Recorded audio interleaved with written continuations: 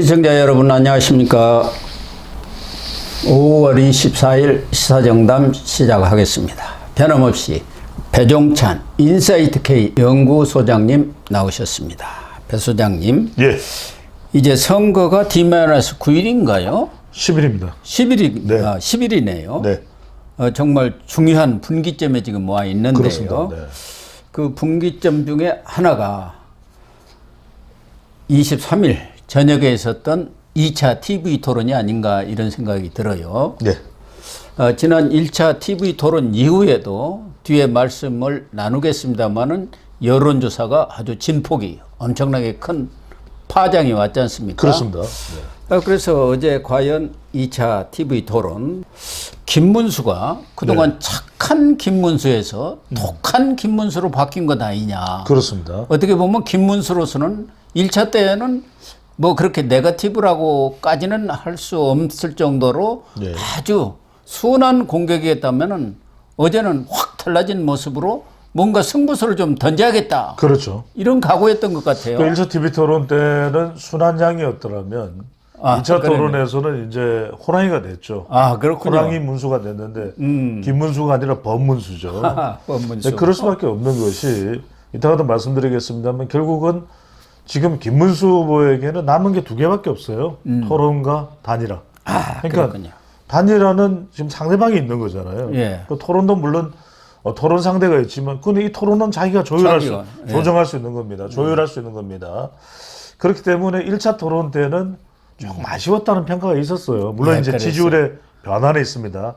하지만 중도층까지 반전시키기 위해서는 그래도 독한 김문수가 돼야죠. 이 독은 뭐냐면 지금 독해질 수밖에 없는 것이 말 그대로 이번 선거는 김문수의 선거입니다. 독. 예. 홀로 독이에요. 예. 아무도 도와주는 사람이 없어요. 예. 그나마 지금 막판에 외부에서 도와주겠다고 등장한 사람이 손학규입니다.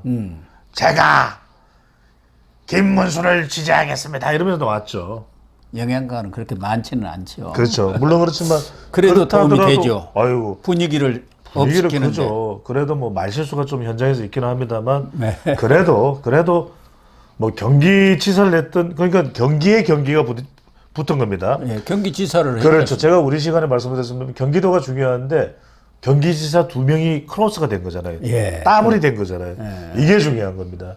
그런 만큼 2차 토론에서 저는 처음에 직격을 날려요. 김문수 후보가. 아니 가정도 제대로 못하는 사람이 무슨 나라를 다스려요.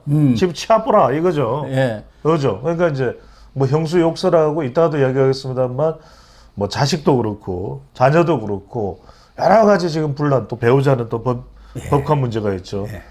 이것도 안 되는 사람이 어떻게 국가를 뭐 통치하겠다고 나서느냐 말도 안 된다. 말하자면 이제 김문수 후보의 고향인 경상도 사투리 하면 집 치아프라 막 이거죠, 그죠? 예, 그렇죠. 이제 그런 이야기를 1차 토론 때는 볼 수가 없었거든요. 그렇죠. 근데 2차 토론 때는 첫 발언부터 사회통합 주제이기 치고 때문에 나왔어요. 팍 치고 나가는 이건 일종의 중도를 건드리는 것도 있지만 말하자면 이재명 포비아가 있는 반 이재명 정서에 불을 팍 땡기면서 예. 지지율을 좀 끌어올리겠다는 그런 전략인데 그런 걸 다 이제 조언을 들었겠죠. 컨설팅을 했겠죠. 고영신 TV도 볼 겁니다. 그걸 통해서 이제 전략 재정비가 이루어졌다 이렇게 볼 수 있겠죠. 그 중에서도 특히 이재명 후보는 내란 세력 척결이 바로 사회통합이다, 국가통합이다 이런 얘기를 들고 나왔는데 그러면서 진짜를 계속 강조하죠. 그렇죠. 진짜 대한민국 국민이 주인되는 세상. 그런데 김문수 후보는 그걸 탁 역으로 쳐갖고 당신은 가짜 사기꾼 아니야, 부패 세력 아니야 이렇게 받아친 것 아닙니까? 그렇죠. 그러니까 중요한 것이 뭐냐면 그런 이야기를 하려면은 아예 자기의 결함이 없는 사람이 이야기를 할 때는 먹힐 수가 있어요. 예. 말하자면 김부겸이 그 이야기를 했다 민주당에서. 그러니까요. 또는 김동연이 그 이야기를 했다. 김경수도 완전히 자유롭지는 못하죠. 드루킹이 있으니까. 그러면 납득이 좀 갈 거예요. 그래도. 그런데 예. 지금 대장동에 쌍방울에 그걸 뭐 이준석이 또 직격을 하지만 지금 한두 가지가 아니잖아요. 예. 이게 뭐 셀 수도 없죠.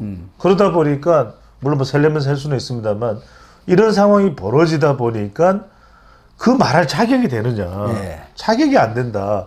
그리고 또 뭐 비상계엄에 대해서는 그건 잘못한 건 맞다. 김문수 후보도 인정했지 않습니까? 네. 하지만 그 원인을 따져보자. 그러니까 뭐그 원인 때문에 비상계엄을 옹호하는 것이 아니라 그 원인의 중심에 서 있는 사람이 누구였습니까? 이재명 후보죠. 네. 그 부분을 지적한 거죠. 결국 이재명 후보가 김문수 후보는 흠이 없잖아요. 그렇죠. 그러니까 한다는 게 그 당신 소방관한테 전화했고 나 경기도지사야. 그 갑질은 그건 아무것도 아니잖아. 거기에 대해서 김문수 후보는 뭐 여러 가지 부패 이런 얘기들 당신 때문에 여러 사람이 이 의문사를 했고 뭐 당신의 측근들이 다 그렇죠. 지금 깜빵에 있지 않느냐. 대장동, 백현동 뭐 여러 가지 그것도 지적했습니다만 와이프, 부인, 사모님이라고 이렇게 존경을 했습니다. 포카 그거 어떻게 된 거냐. 거기다가 아니 자기 말을 지켜야지 지역 활성화한다더니 지난해 커터칼 테러 사건 때는 부산대병원에서 서울대 병원으로 헬기 황제 이송했지 않 이런 걸 아주 그냥 역공을 가했지 않습니까? 그렇죠. 왜 서울대 병원으로 갔느냐. 가족 때문인데 가족들이 서울대 병원이 더 나은 병원이니까 부산대 병원에 있으면 목숨이 위태롭게 그렇게 이야기를 했을까요? 저는 그렇게 이야기 안 했을 것 같아요. 그리고 그렇게 설사 가족들이 이야기했더니 무슨 소리야? 권역 외상 센터는 부산대 병원이야. 이렇게 이야기 얼마든지 할 수 있죠. 못할 이유가 없는 겁니다. 그 다음에 이제 또 하나가 뭐냐면 설란영 여사, 그러니까 이제 김문수 후보의 배우자죠. 예. 경기지사를 8년을 했잖아요. 설란영 여사가 한 이야기 뭔가 나는 법과 쓴 적이 없다.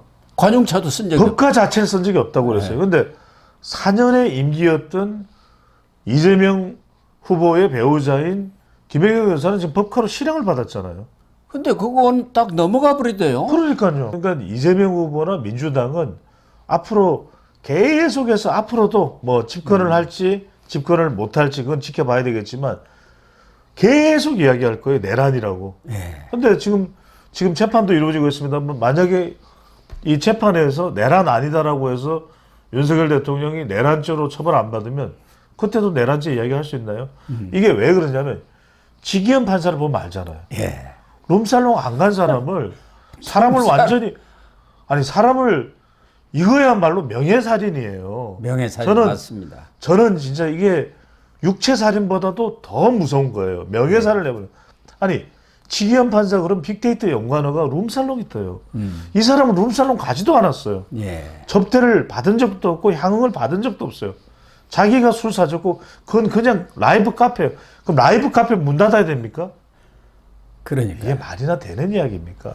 그러니까 이걸 보면은 하나를 보면 열을 아는 거죠. 그러니까 정확하게는 내란이 아니라 내란 혐의를 받는 것이 맞는 것이고 그 다음에 비상계엄 이 선포로 인해서 윤석열 대통령이 파면이 된 것이고 그러니까 내란 책동 세력이 어디 있습니까? 대부분의 국회의원들은 비상계엄 선포가 되는 줄도 몰랐어요. 예. 그러니까 이게 일종의 프레임으로 가둬버리는 거죠.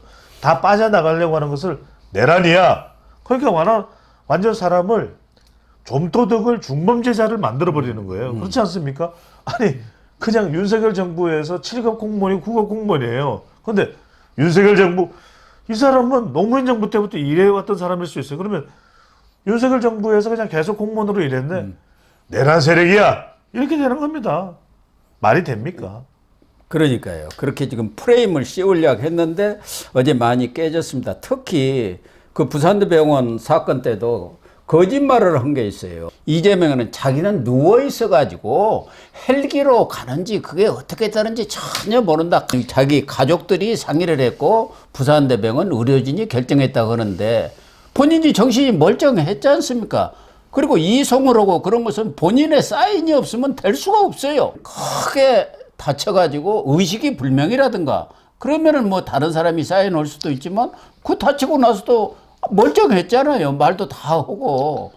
그런데도 불구하고 거짓말을 다 거대요. 나는 틀어누워 있어갖고 아무것도 모른다.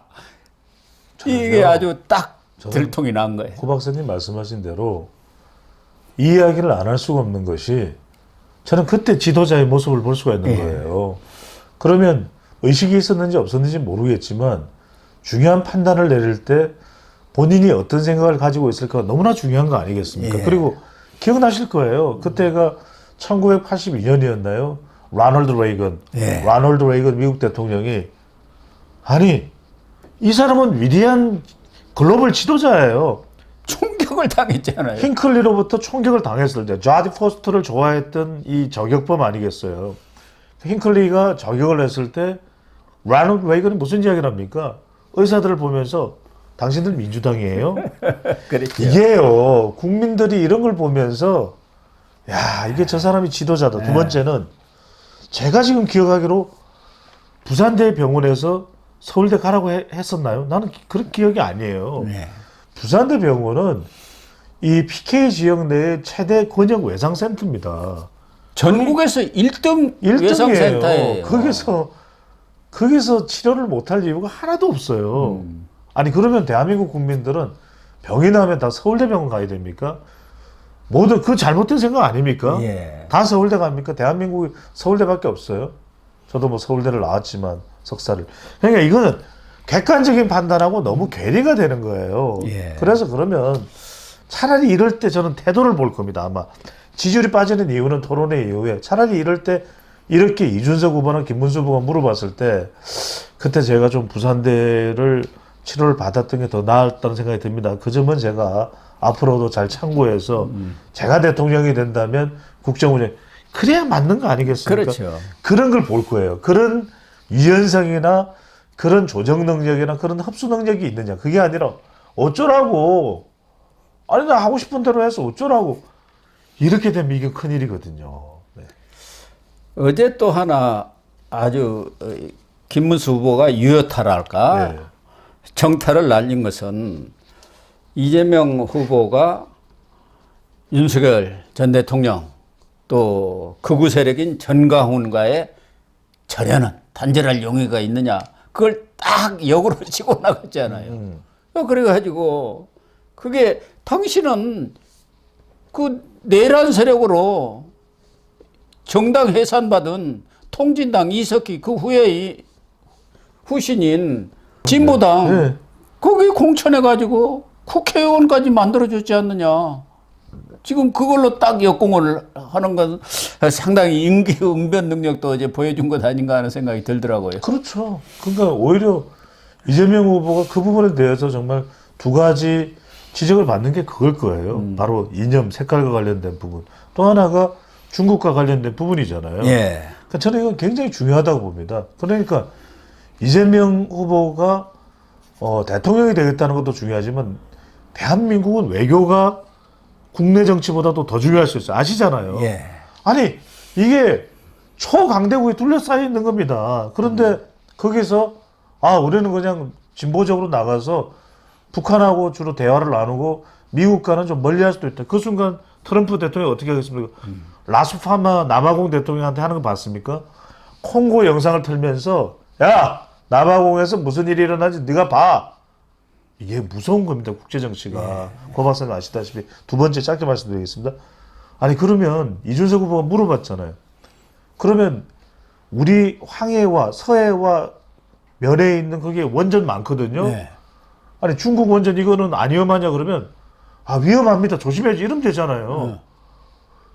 그 안정성에 대해서는 우리가 뭐 이게 또 말을 정확히 설명을 못해요. 그냥 어물쩍하고 넘어가 버렸죠. 우리 이 원전의 안전성은요. 중국은 우리하고 원전 경쟁자예요. 나는 다른 것보단도 대통령이 되겠다는 사람이 우리 원전의 기술은 말씀하신 대로 세계 최강, 최1위 아닙니까? 그렇죠. 그리고 우리가 원전을 지금 수출을 해야 엄청난 국부를 창출할 수 먹고 있는. 사는 겁니다. 그런데 원전을 한 번도 안 가봤다는 거 아닙니까? 어떻게 그럴 수가 있습니까? 이게요. 고 박사님 말씀대로 탈원전 외치다가 문재인 정부에서 어떻게 됐습니까? 다들 외국에서는 어떻게 생각했어요? 한국은 원전 안 하네요. 네. 문 닫았네요 생각할 거잖아요. 원전 생태계가 완전히 여러분들 폭망해버렸잖아요. 인구 100만이 넘는 창원이라는 도시에 뭐가 있습니까? 두산 에너빌리티가 있어요. 네. 이거 정말 큰일 날 일입니다. 자, 원전, 그러면 한국 수력원자력은 한국 공기업 아닙니까? 그러면 그 기업들 다 원전이라는 건요, 현대건설도 원전하고 관련되어 있어요. 이런 사항들을 모르는 겁니다. 구체적인 사항을. 예. 국가 지도자면요, 원전이라는 게 얼마나 중요한지, 방산이 얼마나 중요한지, 무기를 왜 만들어요? 방사를 왜 해요? 이 순간 하나 에어로스페이스, 현대 로템 다 날아가는 거예요. LIG, 넥스원 다 날아가는 거예요.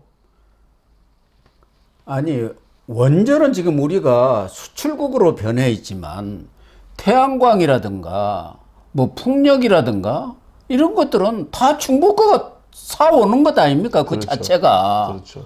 그리고 그게 우리가 수출할 수 있는 무슨 새로운 자원이 아니잖아요. 그런데 이재명은 어떻게 되는 건지 재생에너지인가? 그래가지고 에너지 고속도로를 전국에 깔겠다.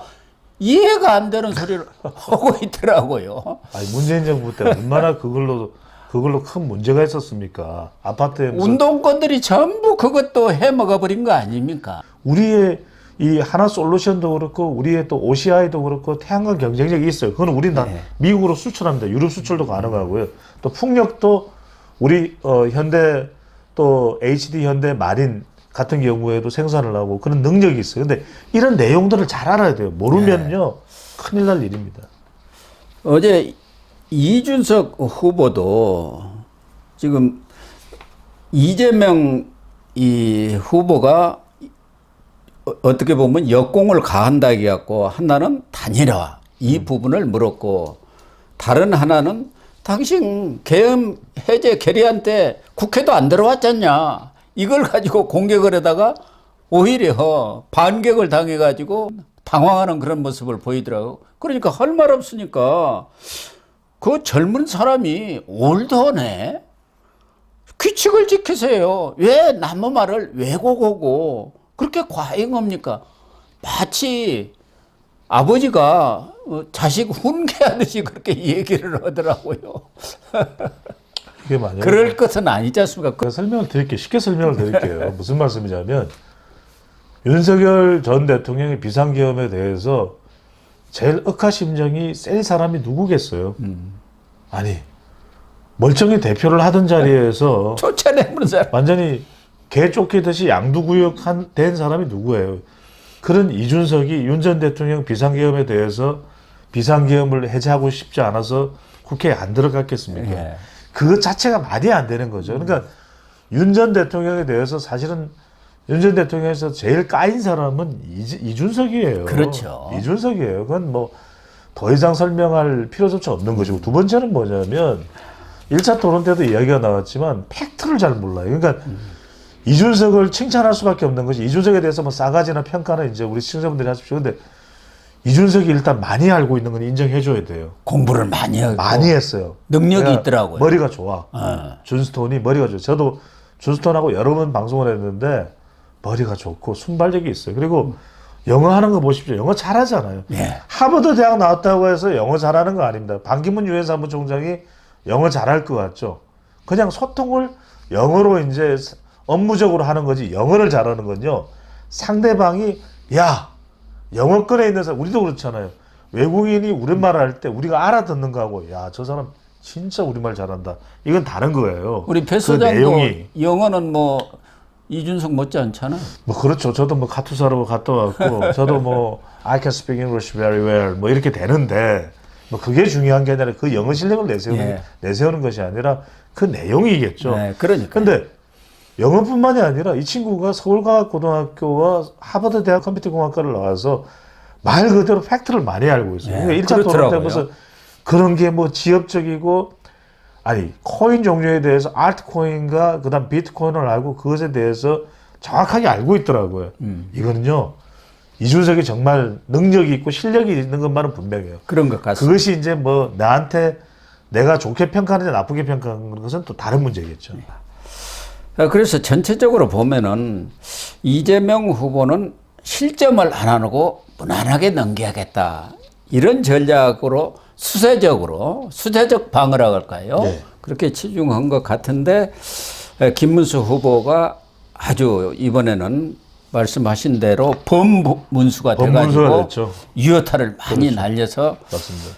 이재명을 명중을 좀 많이 한 것 같습니다. 우리 뭐 노래도 있지 않습니까? 범 내려온다 하는 거를 예. 좀 보여주지 않았나. 이재명 후보 같은 경우는 김문수 후보가 이야기한 거 아닙니까? 실력이 없으니까 검사 사칭하고 총각 사칭한 거 아니냐. 그래가지고 그런 가짜가 무슨 진짜 만든다고 하느냐. 거기에 이재명 후보가 할 말이 아, 없잖아요. 이게 영향을 받아요. 왜냐면 유세장에서도 김문수 후보가 그 이야기를 계속하는데 결국 국민들은 불안감이거든요. 예. 그러니까 중도에서는 그래도 이 탄핵 여파가 영향을 미쳤는데 제가 보니까 1차 토론을 분기점으로 해서 탄핵은 이제 잊어가고 있어요. 예. 이제 이 선거는 후보자가 불안하냐 불안하지 않느냐가 굉장히 중요해졌습니다. 예, 그렇군요.